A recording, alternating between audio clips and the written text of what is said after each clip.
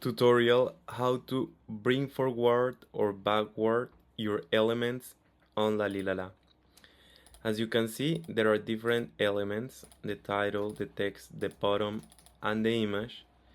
So I can play with these components like sending backward or forward.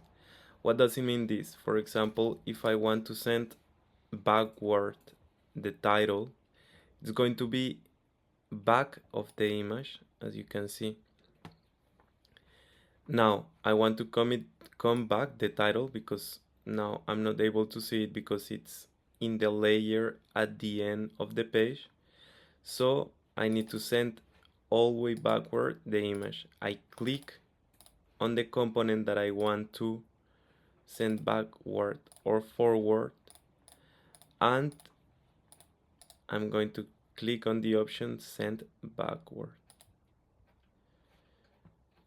And that's the way that you can play it, bringing forward or backward your elements on Lalilala.